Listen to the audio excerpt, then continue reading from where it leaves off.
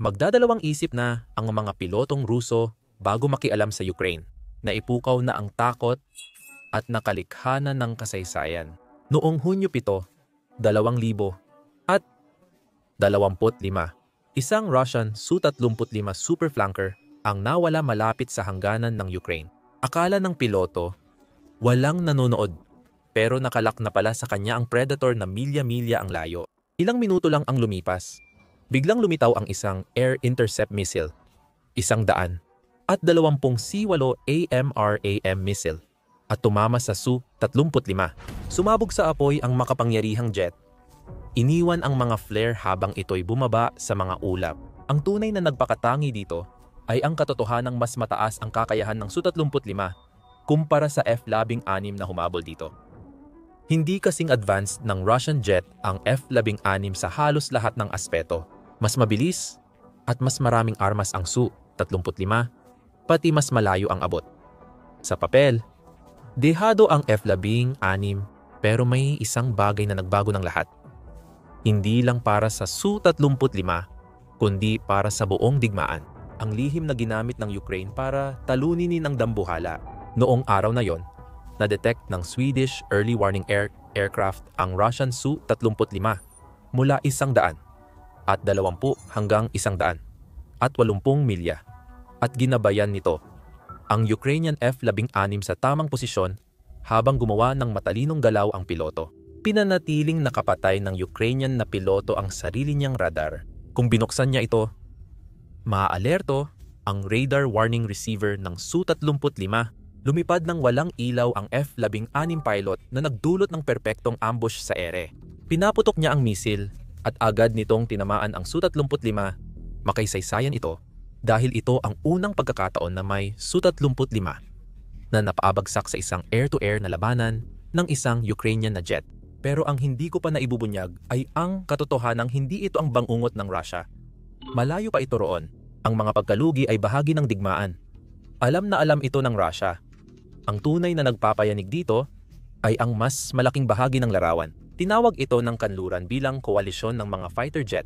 4 na bansa, Denmark, Netherlands, Norway at Belgium ay nangakong magbibigay ng F-16 sa Ukraine. Ito ay isang malaking pagtaas ng suporta mula sa kanluran na nagbibigay sa Ukraine ng makabagong lakas ng himpapawid na labis nitong kailangan. Hindi madali ang pagdala ng mga jet sa Ukraine.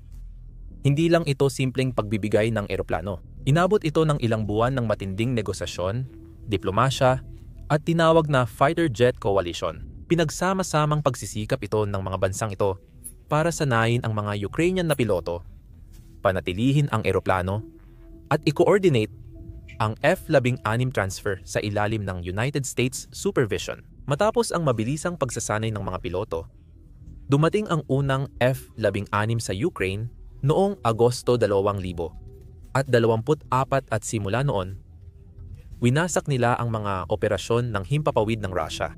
Sa Oktubre 2000 at 25 ang maliit ngunit mapanganib na fleet ng F-16 ng Ukraine ay nagsagawa ng 80% ng combat sorties at may hit rate na lampas 80%. Laban sa cruise missile ng Russia at Iranian na Shahid drones, naging bangungot ng Russia ang mga jet na ito.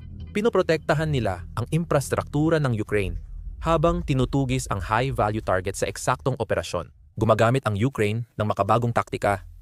Madalas ilipat ang mga jet, may mobile support unit, at nauuna sa intelihensya ng Russia. Gerilyang labanan ito, ngunit sa ika-4 na henerasyong fighter jet, nagawa ng Ukraine ang malaking pagbabago sa modernong digmaan. Kinakatakutan na ng Russia ang F-16. Ilang taon lang ang lumipas. Naging bangungot ng Ukraine ang mga jet na ito, pero sa diplomatikong paraan. Mabagal din ang pagkuha nito. Matagal nang hinihiling ng mga opisyal ng Ukraine ang mga jet mula umpisa ng digmaan. Pinag-uusapan natin ang mahigit 1 taon ng tuloy-tuloy na kahilingan.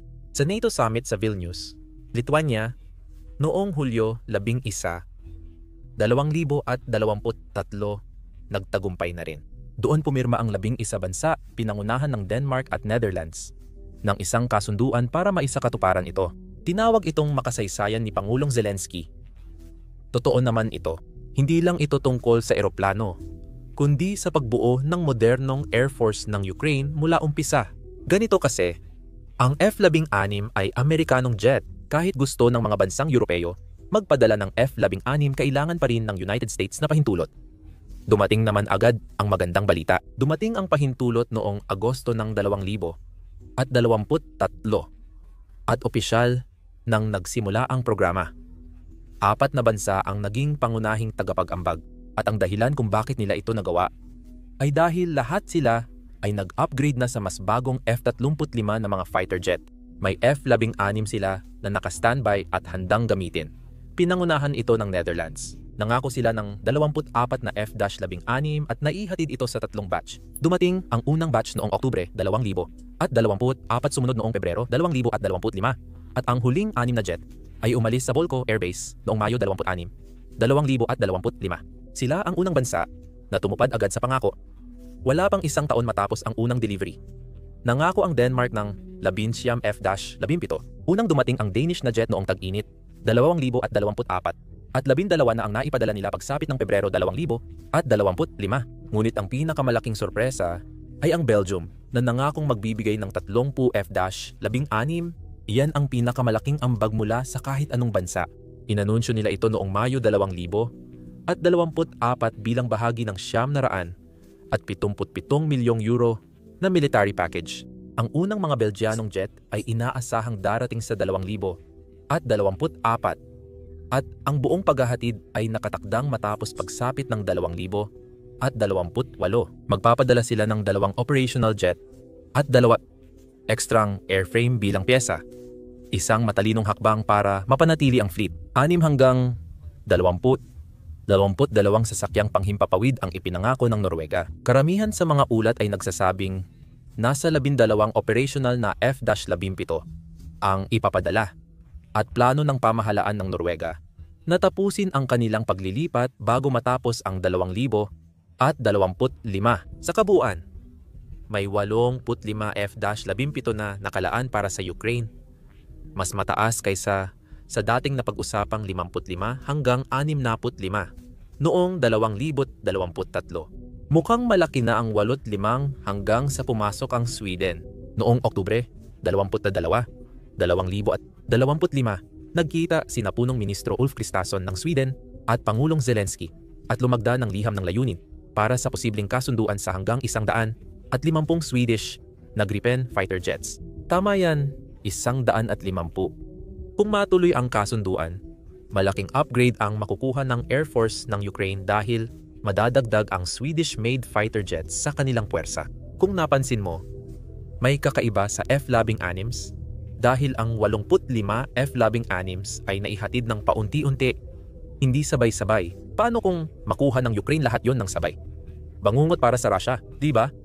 Parte talaga yun ng plano. Hindi makakapagpadala ng F-16 ang mga bansang ito hanggang hindi dumarating ang kanilang F-35 na kapalit. Pangalawa, mahalaga ito. Ang dahan-dahang paraan ay nakatulong sa Ukraine dahil hindi mo basta-basta maibibigay sa isang tao ang 85 na advanced na fighter jet at asahan mong magagamit nila ito ng perpekto agad sa unang araw. Dahil mabagal ang pagpapakilala, nagkaroon ng oras ang mga piloto at ground crew ng Ukraine na matuto at hasain ang taktika gamit ang kakaunting eroplano. Mas ligtas ang pagsasanay at nagpapadala ito ng malinaw na mensahe sa Russia na tuloy ang suporta ng kanluran. Pangmatagalang pangako ito. Patuloy dumami ang eroplano mula 55 naging 85 at posible pang umabot sa 150 Gripen. Ipinapakita nitong hindi umatras ang NATO. Bagkus ay lalo pang pinalakas ang suporta at malinaw ang resulta. Pagsapit ng Oktubre 2025, ang mga F-16 ang lumilipad sa humigit kumulang 80% ng lahat ng combat mission ng Ukrainian Air Force. Napakalaki ng operational tempo na yan. At nagpapakita ito ng dalawang bagay. Maaasahan ang mga jet na ito. At sanay dito ang mga Ukrainian na piloto simula nang ma-deploy. Napabagsak na nila ang mahigit 1,000 Russian Shahid drones at cruise missiles. Heto ang isang halimbawa. Noong Setyembre 19, 2025, naglunsad ng malawakang pag-atake mula sa himpapawid ang Russia. Na-intercept ng Ukrainian F-16 ang 20 sa 32 Russian Kh-101 missiles. Iyan ang karamihan sa mga na-intercept na target.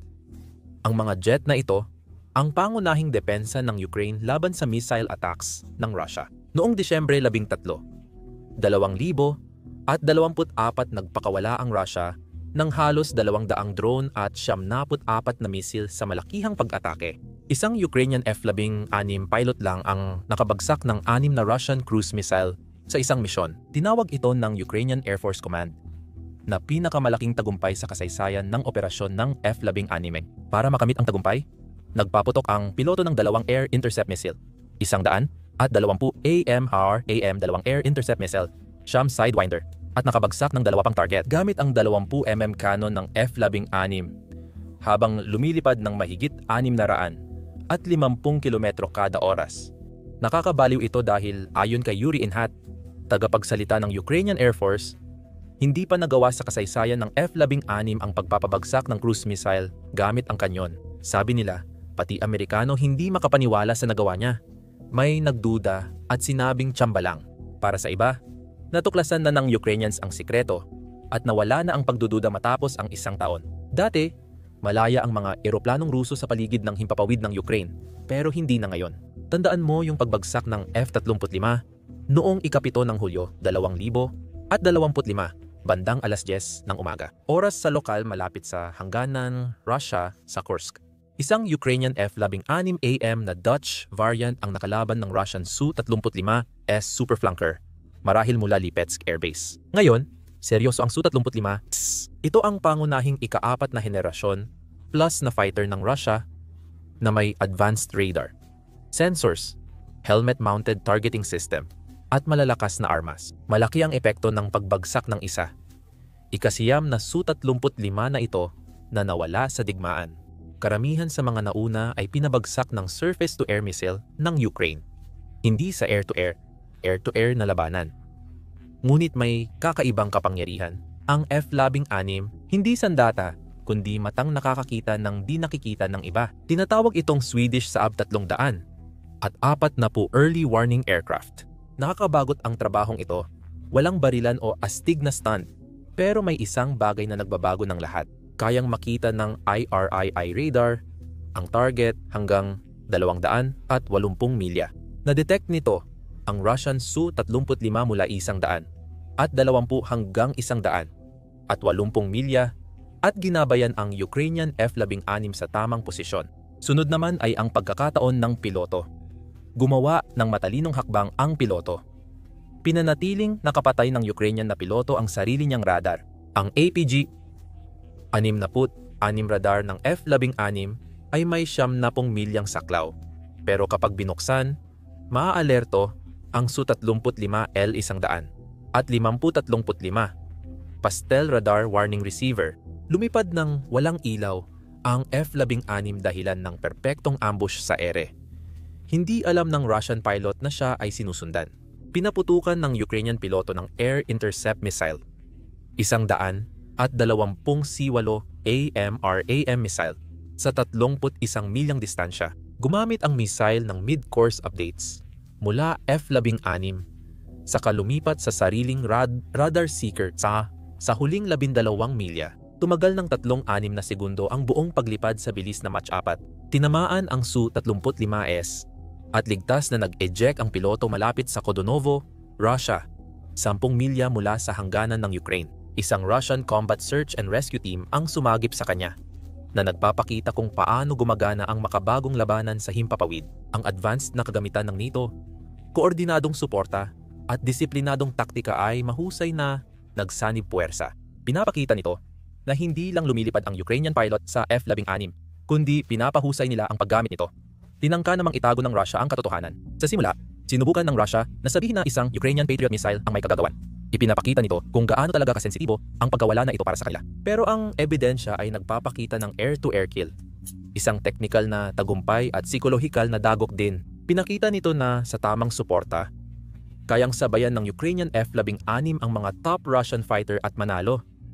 Nagpadala rin ito ng mensahe. Mahina na ang Russian fighter, lalo na kung may early warning support ang Ukrainian F-16. Ang mga tagaplano ng misyon ng Russia ay nahaharap sa bagong kawalang katiyakan. Maraming tagumpay ang Ukraine, pero lahat ay may kapalit na sugat.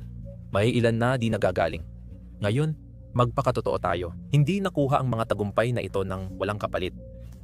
Noong Hunyo 2000 at 25 na F-17 ng Ukraine ang nawala at 3 piloto ang nasawi. Noong Agosto 26, 2000 at 24 napatay si Pilot Oleg Seimes sa pag-atake ng misail ng Russia. Noong Abril 12, 2000 at 25, bumagsak ang pangalawang F-16 malamang dahil sa misail ng Russia na S-400 o R-37 na ikinasawi ni Pilot Pavlov Ivanov. Ang ikatlong pagkawala noong Mayo 16, 2025 ay dahil sa emerhensya sa eroplano. Pero maswerte ang piloto. Noong Hunyo 29, 2025, nawala ng Ukraine ang ika-4 na F-17, ngunit may mahalagang detalye sa misyong iyon. Pinatumba ng piloto ang 7 target bago bumagsak ang jet niya. Inialay ang buhay para sa bansa. Sa kabila ng mga pagkaluging ito, hindi maikakaila ang epekto ng mga jet na ito. Sa pinakamalaking pag-atake ng Rusya noong Hunyo 28-29, 2025, ibinuhos nila ang lahat ng makakaya, kabuuang 537 drone at misil 12 ng target pinabagsak ng mga piloto ng Ukrainian F-16 at 400 at 75 banta na neutralize ng air defense. 80% ang interception rate at patuloy ang bilis ng Ukraine. Noong Nobyembre 2000 at 200 Ukrainian na piloto ang nagtapos mula sa Royal Air Force Elementary Flying Training Program sa United Kingdom. Unang yugto pa lang ito ng F-16 na paghahanda. Noong Oktubre 2000 at 12 piloto ang nagtapos sa F-16 training at 11 dito ay lumilipad na sa combat mission. Marami pang darating, kaya lalong titibay ang fleet ng F-16 ng Ukraine. Sa gitna ng kaguluhan, maaaring isipin mong pinalampas ng Rusya ang pagkakataong sirain ang F-16 isa-isa. Palaging naghahanap ng pagkakataon ang Rusya, pero di sila binigyan ng Ukraine. Naging malikhain sila. Alam na ng Ukraine mula pa noong unang araw na tatargetin ng mga misil ng Rusya ang kanilang mga paliparan. Paano mo mapapatakbong maayos ang F-16 kung laging delikado ang mga base? Sapat na ba ang pagiging malikhain? Noong Hulyo 2025, nakagawa na pa ang Ukraine ng Mobile Maintenance Complex na pinunduhan ng Come Back Alive Charity Foundation at Ukraine EFTA. Hindi ito ordinaryong maintenance facility. Ito ay mobile technical hub na kayang magserbisyo ng eroplano at armas saan man, kasama ang Mission Planning Complex na mobile din. Nakakatuwa dahil kaya ng Ukraine armasan ang F-16 gamit 3 espesyalista lang. Hindi gaya ng dating 10-12 tauhan. Nabawasan nila ng 50% ang oras ng pagkabit ng armas. Ibig sabihin, pwedeng mag-operate ang F-16 sa iba't ibang lugar, pati pansamantalang paliparan, kaya mahirap para sa Russia na tamaan sila gamit ang ballistic missiles. Hindi lang basta nagbabantay ang mga jet, planado at perpekto ang bawat galaw nila. Pati ang swerte at tamang tiempo ay pumanig sa kanila. Dahil kung wala ito, maaaring iba ang naging takbo ng kwento. Sa likod ng tagumpay, madalas nakakalimutan ng mga tao ang tungkol sa swerte. Malaki ang papel nito. Kung hindi nakuha agad ng Ukraine ang mga jet, baka iba ang kinalabasan. Dahil ang kalagayan ng Ukrainian Air Force bago dumating ang mga F-16 ay nakakaawa. Gumagamit ang Ukraine ng Mikoyan Gurevich, 29 at Su-27 mula pa Soviet era simula ng digmaan. Matatapang na piloto sa lumang eroplano. Nang maging malaya ang Ukraine noong 1991 naman nito ang isa sa pinakamalalaking air force sa mundo. Mahigit 2,000 na eroplanong pandigma. Naging pangatlo ang Ukraine sa pinakamalaking air fleet sa mundo, sunod sa Estados Unidos at Rusya.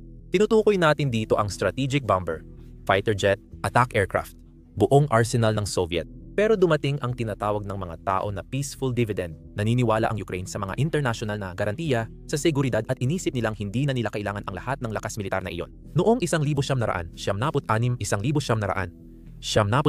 inalis nila ang 20 strategic bombers, 10 Tu-160 at 11 Tu-5MS at 400 at 87 cruise missiles. Pagkatapos, sa isang kontrobersyal na kasunduan mula 1,900 hanggang 2,000 at isa ibinigay ng Ukraine sa Russia ang 8 Tu, 100 at 60 bombers, 3 Tu, 75 MS bombers at 500 at 81 long-range cruise missiles para lang bayaran ang 200 at 85 utang sa natural gas. Naging makitid ang desisyong iyon. Noong Pebrero 24, 2022 nang magsimula ang malawakang pananakop ng Russia, sobrang lumiit na ang Air Force ng Ukraine. Ayon sa Flight Global, may 78 at 28 eroplano ang Ukraine. Pero heto ang nakakagulat, mga 56 lang talaga ang gumagana o operational. Ang natitira ay hindi lumilipad, nakaimbak, o kailangan ng mahal na kumpuni dahil sa dekadang kulang sa pondo.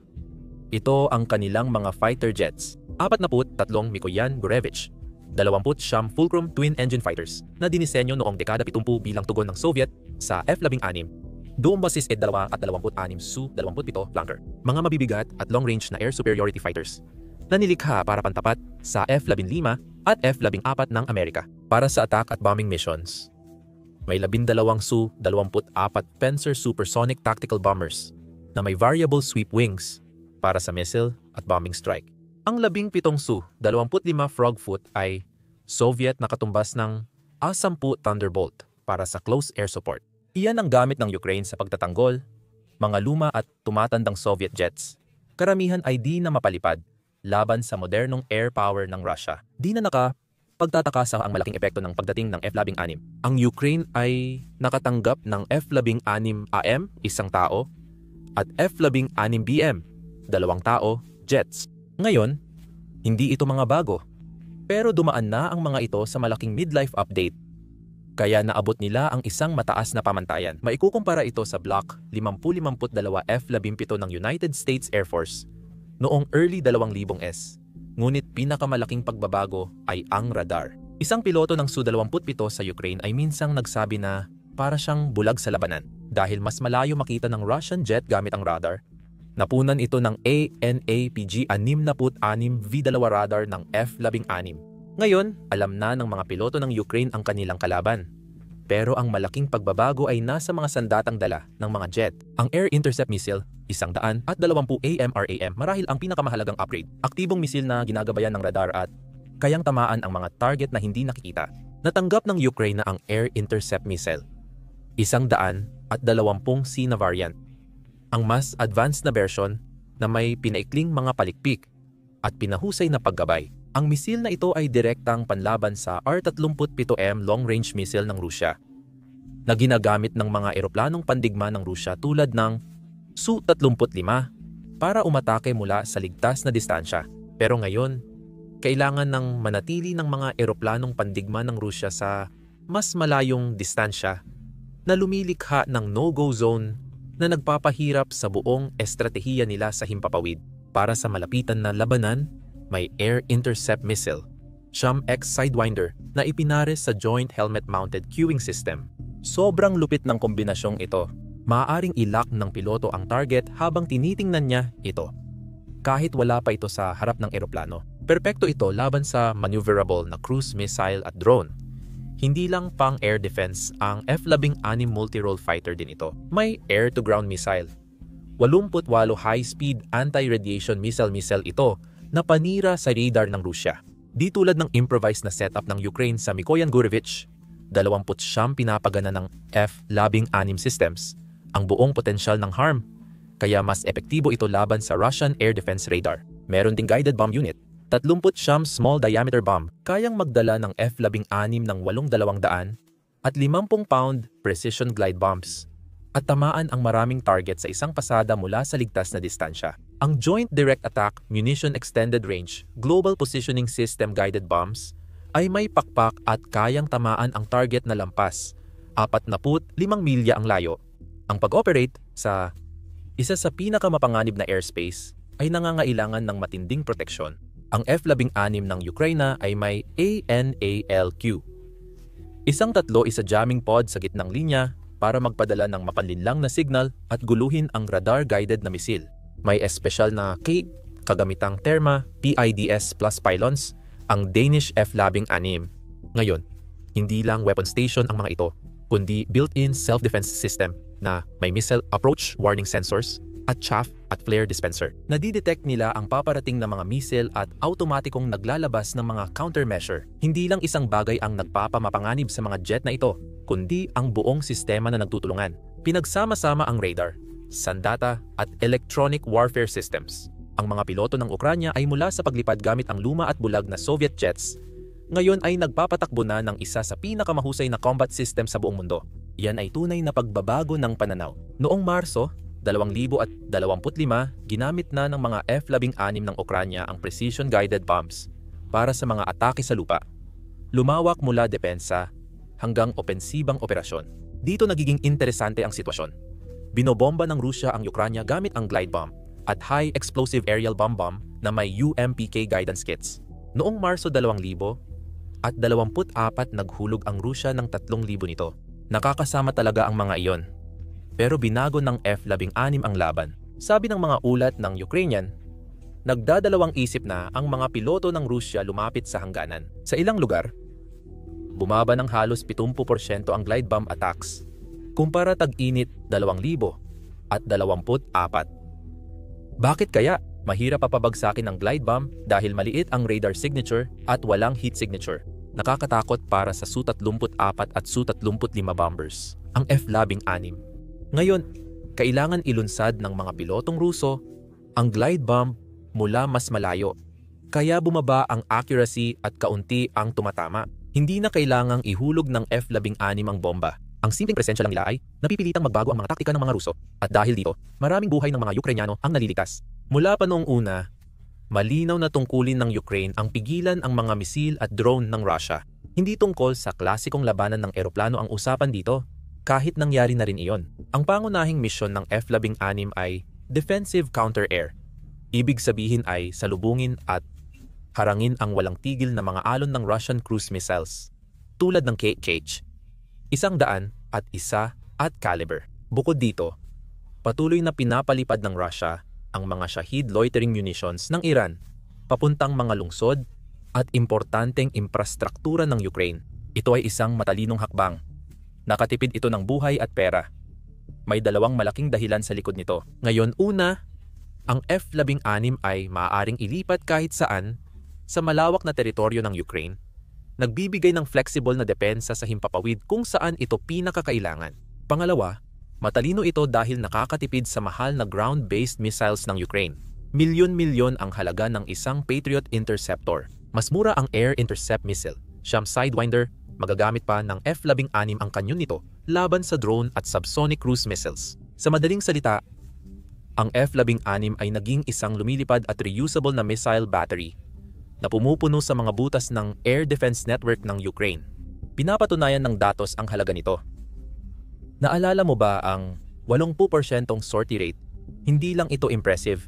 May mahalagang ibig sabihin ito. Hindi lang dinadagdagan ng F-16 ang mga luma at Soviet na jet ng Ukraine. Pinapalitan na rin nito ang mga iyon. Nahihirapan na ang matatandang Mikoyan Gurevich, 20 Siyam at Sukhoi, 27 dahil sa pagkatalo sa labanan at kakulangan ng pyesa. Ang F-16 ang pangunahing sandigan ng hukbong himpapawid ng Ukraine. Ang lakas himpapawid ng Ukraine ay umaasa na lang sa suporta ng kanluran. Wala nang balikan. Pero ito ang nakakaintriga. Ang epekto ng F-16 ay hindi lang sa kakayahan ng Ukraine, kundi pati rin sa mga bagay na hindi na magagawa ng Russia ngayon. Mas mataas na pagsusuri ng panganib ang kasama ngayon sa bawat operasyon ng himpapawid ng Russia. At gaya ng nabanggit na natin, hindi lang depensa ang ginagawa ng Ukraine. Malakas din nilang tinatamaan ang mga paliparan ng Russia. Noong Mayo 2000 at 24 ginamit ng Ukraine ang ATACMS missile para sirain ang 3 advanced combat aircraft ng Russia sa Crimea na nakakonfigure para maglunsad ng glide bombs. Pagkalipas ng isang buwan, noong Hunyo, naglunsad ang Ukraine ng 70 drones sa isa pang paliparan ng Russia at posibleng nakasira ng 3 eroplano na may glide bomb. Iyan ang kakayahan ng Russia na umatake na napipigil agad. Tingnan mo, maging tapat tayo. Hindi man nag-iba ng F-16 ang digmaan mag-isa. Nagdala ito ng 3 estratehikong benepisyo na muling bumago sa labanan. Ang mabilis na pag-intercept ng cruise missile at drone ay nakaligtas ng maraming buhay at naprotektahan ang mahalagang infrastruktura ng mga Ukrainian. Pangalawa, ang platapormang pwede sa depensa at opensiba ay nagbibigay sa mga commander ng Ukraine ng mas malawak na taktikal na kakayahan. Pangatlo, malaki ang epekto nito sa kinabukasan ng Ukraine. Ang paggamit ng F-16 sandata at NATO standard na pagsasanay ay nagpapabilis sa pagsali ng Ukraine sa NATO at nagdudulot ng matagalang seguridad. Dumarami ang eroplano nila. Sa huling 2025 sisimulan ng Belgium ang delivery ng 30 F-16. Ang Norway ay maglilipat ng higit sa doble ng bilang ng F-16 na ipinangako nila sa Ukraine. Inaprubahan ng kagawaran ng Estado ng United States ang 3,100 at 5 milyong package para sa pagsasanay, pagmamantini at kagamitan sa Mayo 2025. Ibig sabihin, tiyak na kayang mapanatiling lumilipad ng Ukraine ang mga jet na ito ng matagal. Maging malinaw tayo, ano talaga ang pinsalang idinulot nito sa Russia? Hindi depensiba, kundi mga opensiba. Noong Setyembre 2025, iniulat ng Russian military blogger na may Su-34 fighter bomber na na-shoot down sa Zaporizhia, umano'y pinabagsak ng Ukrainian F-16. Sana iyon na ang unang kumpirmadong tagumpay laban sa pinapilotang Russian eroplano. Ngunit ayon sa mga fact-checker, kulang ang ebidensya na nag-uugnay dito sa F-16. Kapani-paniwala ang pagkawala ng Su-34 ngunit hindi kinumpirma ng Ukraine o Russia kung paano ito bumagsak, kaya posible ito. Pero hindi pa napatutunayan. Heto ang nakakatuwang bahagi gayunpaman. Ang kalabuan na ito ay talagang pumapabor sa Ukraine. Ngayon, laging nagdududa ang mga piloto ng Russia. May F-16 ba? Hindi nila makita. May paparating bang EMRAM ngayon? Kahit na hindi palaging may kumpirmadong napapatay, nakakamit ng F-16 ang tinatawag ng mga military analyst na mission kill. Ginugulo ang mga operasyon ng Russia sa simpleng pag-iral nito. Mahalaga ring tungkulin ng F-16 ang pagpabagsak ng air defense system ng Russia gamit ang HARM missiles. Ngayon, wala tayong detalyadong ulat tungkol sa F-16 na sumisira ng partikular na S-400 system sa mga bukas na source. Pero ganito ang proseso. Pinipilit ng F-16 ang mga Russian radar operator na mamili. Buksan ang radar para subaybayan sila, pero malalagay sa panganib na tamaan ng HARM missile. Manahimik ka na lang at hayaang magkaroon ng puwang sa air defense coverage mo. Kahit pansamantala lang, nakakapasok ang Ukrainian drone o missile at tinatamaan ang mahahalagang target. Hindi lang F-16 ang nagbibigay ng huling dagok, ito ang nagdulot ng kondisyon para sa pag-atake ng iba. At nagbunga ng tagumpay ang mas malawak na kampanya. Parang HIMARS rocket na sumira sa S-400. Command post noong Mayo 2023. At Ukrainian Special Forces na tumama sa isa pang S-400 system noong Setyembre 2025. Dito nagbago ang laro dahil sa F-16. Tumpak na pag-atake sa utos at kontrol ng Russia. Sa loob ng 2 linggo ng 2025, tinamaan ng Ukraine ang 19 na mahahalagang target ng Russia sa pamamagitan ng himpapawid. Pinag-uusapan natin ang mga imbakan ng bala, mga sentro ng kontrol ng drone, mga tulay at, pinakamahalaga, ang mga himpilan ng utos ng mga opisyal. Isang pag-atake sa Kherson ang nagresulta sa pagkamatay ng 30 opisyal mula sa 81 SST Artillery Regiment ng Russia sa isang bagsak. Bakit ito mahalaga? Mahigpit at top-down ang estruktura ng militar ng Russia, hindi tulad ng mga puwersa ng NATO, na binibigyan ng kapangyarihan ang mga sarhento at junior na leader na magdesisyon. Ang mga unit ng Russia ay lubos na umaasa sa kanilang mga opisyal. Kapag nawala ang kapitan o mayor, nahihirapan gumalaw ang unit. Hindi man direkta, mahalaga pa rin ang papel ng F-16 sa pagbabanta sa depensa at fighter ng Russia. Nagkakaroon ng lokal na kataasan sa himpapawid. Makakapasok na ang mga Ukrainian strike aircraft tulad ng F-16 na may bomba o S-24 na may Storm Shadow missiles para tamaan ang target at magdulot ng matinding pinsala sa militar ng Russia. Maging totoo tayo, kahit maganda ang kampanya ng F-16 ng Ukraine, malaki pa rin ang mga hamon nito. Noong Mayo 2024, sinabi ni Pangulong Zelensky na kailangan ng Ukraine ng 100 at 20 hanggang 100 at 30 F-16 para mapantayan ang puwersa ng himpapawid ng Russia. Noong Oktubre 2025, mas mababa sa 60 ang pinapatakbo ng Russia. Mas mababa iyon sa kalahati ng tunay nilang kailangan. Kaya't labis nitong nililimitahan ang kanilang kakayahan na magsagawa ng malakihang opensibang operasyon sa himpapawid. May problema pa sa mga piloto dahil kahit bihasa, aabutin ng 6 na buwan ang pagsasanay para magpalipad ng F-16. Noong Agosto 2024, inamin ni Zelensky na kulang ang Ukraine sa bihasang piloto para magpalipad ng lahat ng eroplano. Kaya kahit dumating pa ang mas maraming jet, kulang pa rin ang mga kwalipikadong piloto para magpalipad ng mga ito. Ito ang isang mahalagang bagay. Gayunpaman, lahat ng F-16 na natanggap ng Ukraine ay luma na. Ang tinutukoy ay Block 10, 15 o mid-life upgrade na bersyon. Mga modelong unang bahagi ng Cold War na dekada na ring naglilipad. Ang tagapagsalita ng Ukrainian Korean Air Force na si Yuri Ingot ay diretsahan noong Marso ng 2024 na nagsabing ang mga modipikasyong ito ng F-16 ay hindi kayang makipagsabayan ng isa sa isa sa isang laban sa ere laban sa mga Russian F-35 fighter. Mas maliit ang saklaw ng radar kaysa sa sistema ng Russia. Ang mga avionics ay hindi kasing advanced ng mga makabagong version. At ang mga lumang jet na ito ay nangangailangan ng mas maraming maintenance. Laging banta ang mga S-400 at S-500 na sistemang pangdepensa ng Russia. Ang mga sistemang ito ay may mga misil na abot hanggang 400 kilometro o 250 milya. Naalala mo ba yung pangalawang pagkawala ng F-16 noong Abril 12, 2025? Posibleng pinabagsak ito ng S-400 surface-to-air missile o R-37 air-to-air missile. Delikado pa ring mag-operate sa pinagtatalo ng himpapawid dahil sa mga limitasyong politikal. Hanggang Nobyembre ng 2024, ipinagbawal ng Estados Unidos sa Ukraine na gamitin ang mga Army Tactical Missile Systems missile at iba pang long-range na sandata para umatake ng malalim sa teritoryo ng Russia. Kahit na kayang magdala ng F-16 ng mga advanced na sandata tulad ng JSAM's cruise missiles na may abot na higit sa 230 milya. Dahil sa restriction ng United States, hindi matamaan ng Ukraine ang mga paliparan, imbakan ng bala at command center ng Russia, kung saan naroon ang eroplano at sandatang ginagamit sa pag-atake sa mga lungsod ng Ukraine. Noong Nobyembre 2024 lang inaprubahan ng United States ang ATACMS sa Russia. At para lang ito sa Kursk, kung saan may tropa ng North Korea.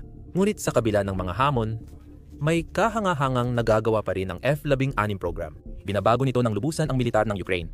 Ang pagpapatakbo ng mga jet na ito ay nangangailangan ng pagsunod sa mga pamantayan ng NATO sa lahat ng aspeto: logistics, maintenance, pagpaplano ng misyon, command at control. Pinapabilis nito ang pagsali ng Ukraine sa militar ng kanluran kumpara sa ibang partnership program. Ang pagpapanatili at pag-aayos ng mga advanced na jet sa Ukraine ay nagpapalalim ng ugnayan sa mga industriya ng depensa ng kanluran. Maaaring magdulot ito ng lokal na pasilidad para sa maintenance at modernisasyon ng depensa ng Ukraine. Ang digmaan sa Ukraine ay nagturo ng mahalagang aral sa makabagong pakikidigma. Ang traditional at lubos na air superiority, kung saan ganap na pinaghaharian ng isang panig ang himpapawid, ay malamang na hindi makakamit kapag parehong may mobile, matibay, at patong-patong na air defense systems ang magkabilang panig. Ang F-16 ay hindi para pagharian ang himpapawid, kundi para makipag-agawan dito at lumikha ng pansamantalang kontrol na magagamit sa pagdepensa ng mahahalagang ari-arian o sa tiyak na operasyon. Binabago ng kampanya ng F-16 ng Ukraine na ang mga patakaran ng makabagong digmaang panghimpapawid. Ngunit hanggang kailan ito mamamayani? Tanging panahon ang makakaalam. Salamat sa panonood.